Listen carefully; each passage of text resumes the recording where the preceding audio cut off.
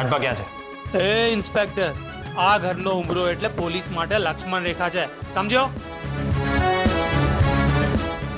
રાજભા ક્યાં છે?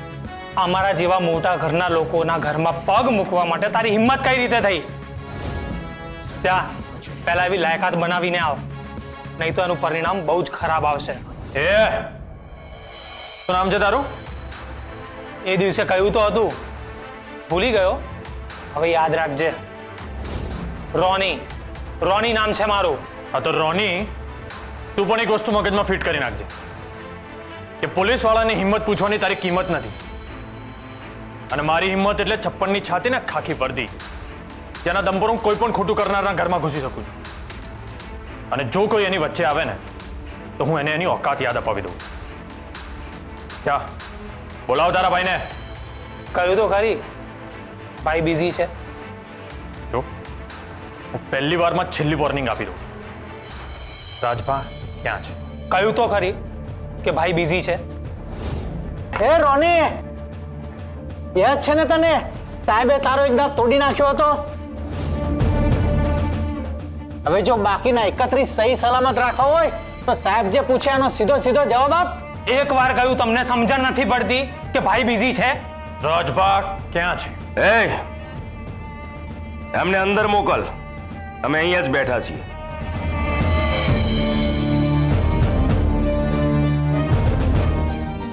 પધારો પધારો એસીપી હર્ષવર્ધન. વાહ ક્યા બાત હૈ. ન્યાયપ્રિય પ્રામાણિક એસીપી હર્ષવર્ધન પોતે રાજભાના ઘરે આવ્યા છે. સ્વાગત છે. બોલો, સવાર સવારમાં શું કામ કાઢ્યું? આજે વહેલી સવારે ટાગોર રોડના કુમાર કોર્પોરેશનના ગોડાઉનમાં મારી ટીમે રેડ મારી એમ? અને ત્યાં મારા માણસો પર હુમલો કરવામાં આવ્યો. અરે રે રે રે રે રે રે, આ કેવા દિવસો આવ્યા છે? હા, આ ખાખી વર્દીની તો કોઈ ઇજ્જત જ નથી કરતું. જેને જુઓ તે પોલીસને ધક્કે ચડાવે છે. જો આવું ને આવું જ ચાલતું રહ્યું ને તો અમારા જેવા સામાન્ય નાગરિક ન્યાય માટે કોની પાસે જશે? બોલો એસીપી. રાજભા, મારી પાસે આઈ વિટનેસ છે કે મારા માણસોને કોણે માર્યા છે, અને મારા માણસોને ચપ્પલથી મારનાર તું છે.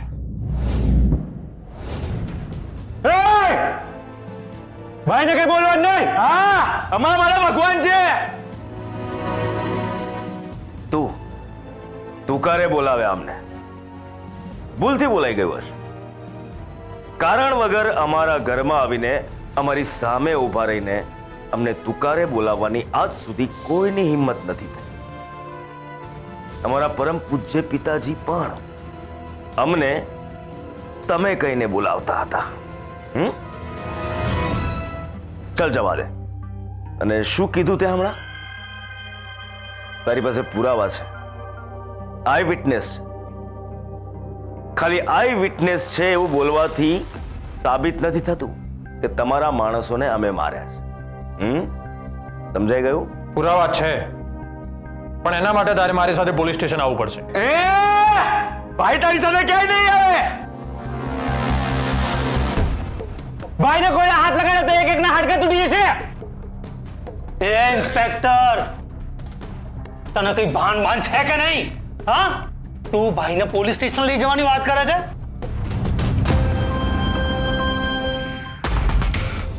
એસીપી હર્ષવર્ધન, ગરીબની જરા ઇજ્જત રાખ. રાજભા કોઈ શેરીનું કૂતરું નથી કે તું એને પકડીને તારી વાનમાં બેસાડીને લઈ જાય. મને હાથ અડાડવાની આજ સુધી કોઈનામાં હિંમત નથી થઈ. કોઈની ત્રેવડ નથી અમને હાથ અડાડે. હમણાં બાર આ તમારા હવાલદારની ડાયલોગબાજી મેં સાંભળી. ઝાલા બહુ બોલે છે, ચલો આને અંદર લઈ જાઓ. ચલો. એ ઇન્સ્પેક્ટર, ભાઈને હાથ વાત નહીં લગાવવાનો, હા કહી દઉં છું. બહાર નીકળ, બહાર નીકળ અહીંથી. લિમિટમાં રહેવાનું એસીપી. નહીતર એક ફોન લગાડીશ ને મંત્રાલયમાં એટલે આ રાજગઢમાંથી સીધો કોઈ ઉજ્જડ ગામડામાં જઈને ફેંકાઈ જઈશ. એમ? લગાવો. હા શું થયું? ફોનનું બિલ નથી ભર્યું? લગાવ ને.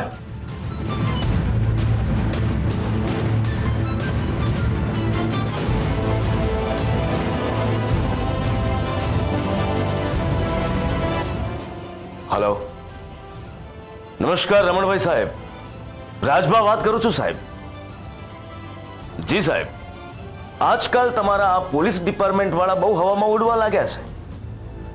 મારા જ ઘરે આવીને મારી ઉપર ખોટા આરોપ લગાવી રહ્યા છે. કારણ વગરની ખૂબ હેરાનગતિ થઈ રહી છે સાહેબ. શું? અહીંયા જ ઉભો છે. જય સોમનાથ રમણભાઈ, એસીપી હર્ષવર્ધન બોલું છું. એને એકદમ મજામાં, એકદમ મજામાં. તમે કેમ છો? હું અને મોટાભાઈ કાલે જ તમને યાદ કરતા હતા. હા, કે પપ્પા ગયા પછી તો તમે ઘરે આવતા જ નથી. જી જી જી, લગ્નની કંકોત્રી તો મળી ગઈ છે ને તમને? જી, 100% આવવાનું છે. હા, ભૂલ્યા વગર. જી જી જી જી, પાક્કું. હું અહીંયા રાજભાના ત્યાં આવ્યો છું. રાજભા આ ગામનો ગુંડો છે એ. એટલે એને પોતાનો રૂઆબ બતાવવા માટે તમને ફોન કર્યો.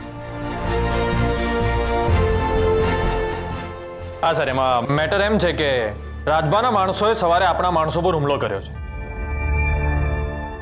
Sure sir. Okay sir, okay. અને સર લગ્નમાં આવવાનું છે સર, ભૂલ્યા વગર. ઓકે સર, જય સોમનાથ.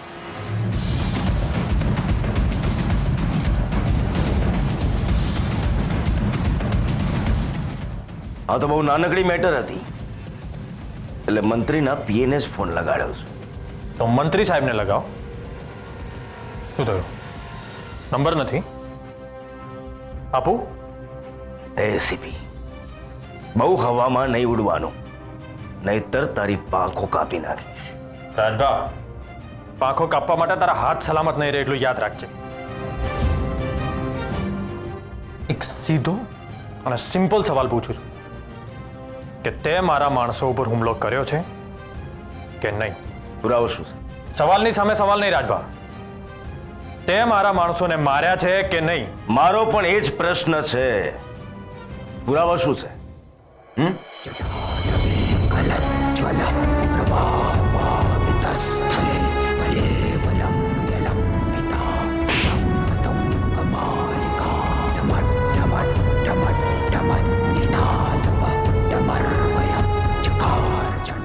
પુરાવો. ભાઈ બના તું પડ્યો. તું બહાર આવ, તને બતાવું. ઇન્સ્પેક્ટર, તને ખ્યાલ નથી તે કોના પર હાથ ઉપાડ્યો છે?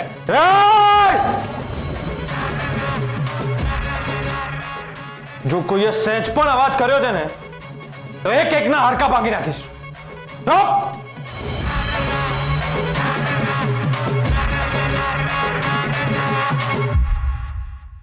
રાજભા, તારા જ ઘરમાં તારા જ માણસોની સામે તને થપ્પડ મારી. શું છે પુરાવો? આજનો દિવસ અને સમય બરાબર યાદ રાખજે એસીપી. જો તું ભૂલી જાય ને તો પણ કોઈ વાંધો નહીં, કારણ કે હું તને ભૂલવા નહીં દઉં. હા, હું મારામારી કરું છું, સામે એના પૈસા લઉં છું. એકદમ પ્રોફેશનલ કામ કરું છું. આજે એ પણ કબૂલ કરું છું કે આજ સુધી મારી કોઈની સાથે દુશ્મની નથી થઈ, પણ આ વખતે તારી સાથે દુશ્મની થઈ. હા, એસીપી હર્ષવર્ધન અને રાજભા વચ્ચેની પર્સનલ દુશ્મની. અને આ પર્સનલ દુશ્મની છેલ્લા શ્વાસ સુધી યાદ રાખીશ. ચાલા લઈ જાઓ અને નાખી દો લોકઅપમાં. અને આપણા માણસોને ચપ્પલથી માર્યા છે ને તો સોમવાર સુધી આ બહાર ના આવવો જોઈએ. બરાબર ખાતરદારી કરવાની. અને એ રાજભા, આ ખાખી વર્દીનો પાવર હું તને બતાવીશ, જે તને છેલ્લા શ્વાસ સુધી યાદ રહેશે. ચાલ.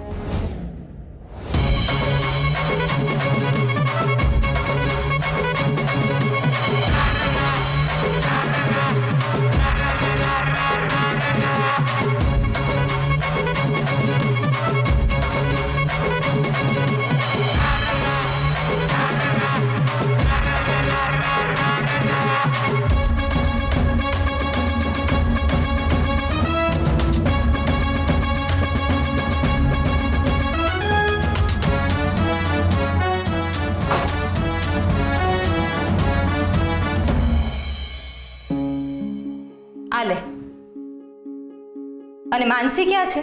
એની પેલી વાળ સરખા કરવા વાળી આવવાની છે ને? કંઈક ટ્રાયલ ફાઇલ લેવી છે એવું કહેતી હતી. હેર સ્ટાઇલિશ કહેવાય મમ્મી એને. હા એ જ. આ માનસી બ્લાઉઝ અલ્ટર કરાવવા ગઈ હતી ને, ત્યાંથી હજી સુધી પાછી નથી આવી. શું? હજી નથી આવી? હે મહાદેવ, 5 કલાક થયા. આટલી વાર કરાતી હશે ને? એ કેસર, તને જે કામ કરવા મોકલેલી એ કરીને આવી કે નહીં? હા મમ્મી, ગંગા માસીને સાંજનું જમવાનું બનાવવાનું કહેવાનું હતું ને, કઈ આવી છું. અને આપણે જે એટલે ફાયદો કરાવીને જ આવીએ. એમને એવા મસ્કા માર્યા ને કે બહુ જ ખુશ થઈ ગયા. હવે તો પીરસવા માટે માણસો પણ મોકલી દેશે, એ પણ એક્સ્ટ્રા ચાર્જ વગર. બહુ સારું કર્યું. પણ એ કે આ માનસી નથી આવી એનું શું કરવાનું? શું હજી સુધી માનસી દીદી નથી આવી? આવી હોત તો તને પૂછત. તમને છોકરીઓને ખરેખર સમયનું ભાન નથી. જટ ફોન કરે ને. ક્યારની ગઈ છે, ક્યાં છે? ફોન કરે ને. હા સારું.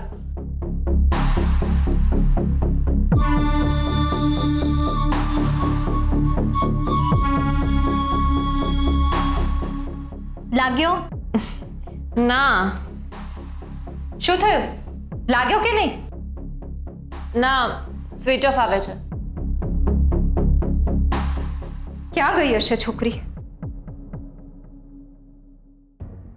માનસી દીદી અલ્ટર કરાવવા ગિરીશ કાકાને ત્યાં ગઈ છે ને? હા.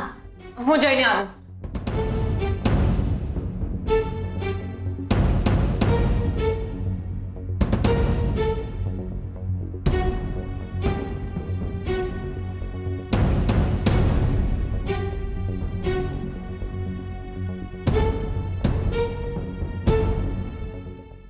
ગોપી, સારું થયું તું આવી ગઈ. આપણે ગિરીશ કાકાની દુકાને જવાનું છે. સારું.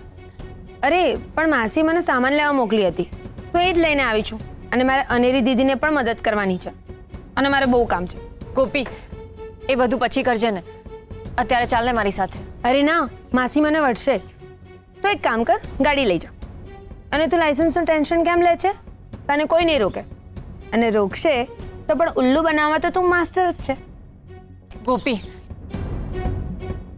પ્લીઝ ચાલ ને મારી સાથે, મને તારી જરૂર પડશે. મને બહુ જ ટેન્શન થઈ રહ્યું છે. કેસર, શું થયું? એ બધું જ હું તને કહું છું, પહેલા ચાલ. સારું, બેસ.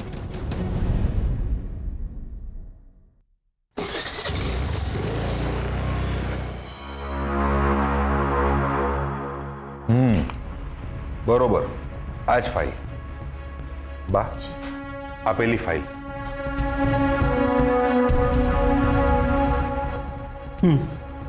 દશરથભાઈ, જરા બેબીને બોલાવો. હા. સારું થયું દિગ્વિજય, તમે આ ફાઇલ મંગાવી દીધી. આપણે ઘરેથી આવતી વખતે આ ફાઇલ સાથે લાવવાનું ભૂલી ગયા હતા. હા, એટલે જ અમે દશરથ કાકાને કહ્યું કે તમે જાતે જઈને આ ફાઇલ લઈ આવો. હવે આનું શું કરવું છે? બેબી, લગ્ન થાય ત્યાં સુધી આ ફાઇલ તમારી પાસે સાચવીને રહેવા દો. હા. ને જેવા લગ્ન થાય એટલે આપણે આ ફાઇલના પેપર્સ ફાડીને ફેંકી દઈશું. ના, એવી કાંઈ જરૂર નથી. આપણે આપણી રીતે પછીથી ફાડી નાખીશું.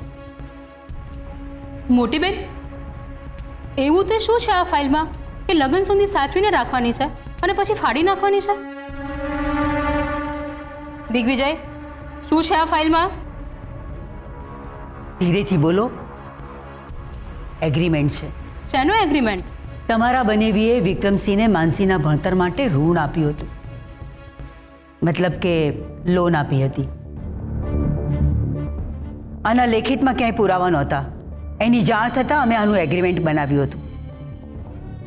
આવા વ્યવહાર શાબ્દિક રીતે થાય એના કરતાં લખાણમાં થવા જોઈએ. અમુક વ્યવહારના પુરાવા હોવા જરૂરી છે. પણ આનું લગ્ન સાથે શું લેવા દેવા? આ કહેવું અમને જરૂરી નથી લાગતું, પણ આ ફાઇલ જ્યારે તમારી પાસે રહેવાની જ છે એટલે તમને કહીએ છીએ. પણ હા, આ વાતની જાણ હર્ષવર્ધનને ના થવી જોઈએ, સમજ્યા?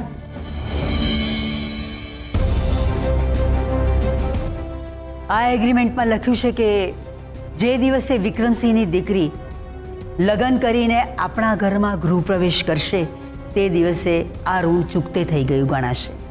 એટલે કે આ એગ્રીમેન્ટ નલ એન્ડ વોઇડ ગણાશે. એટલે કે એને ફાડી નાખવામાં આવશે, રદ બાતલ થશે.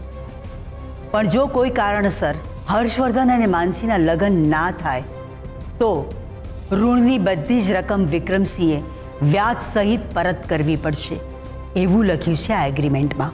સમજાયું?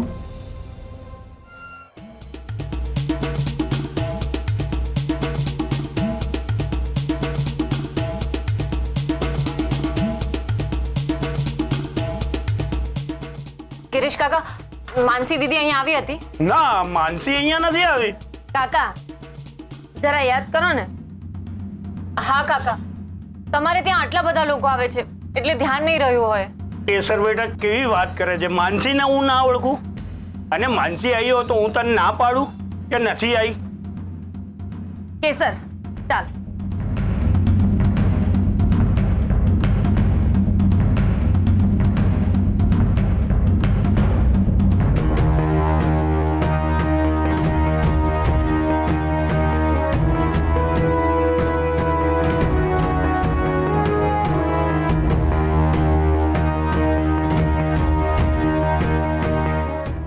ગોપી, મને બહુ જ ટેન્શન થઈ રહ્યું છે. કંઈ સમજાઈ નથી રહ્યું, હું શું કરું? કેસર અહીંયા બેસ, હું બધું જ સમજુ છું. કેસર તું આટલી ટેન્શનમાં કેમ છે? શું થયું છે મને કે. મેં હું ના. ગોપી, માનસી દીદીને આ લગ્ન નહોતા કરવા. પણ દીદી, આ રિક્ષા કોણે મોકલી?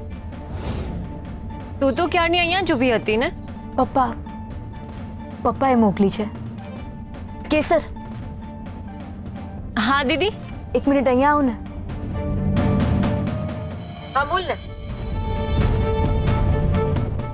સોરી દીદી, શું થયું? કંઈ નહીં, એમ જ.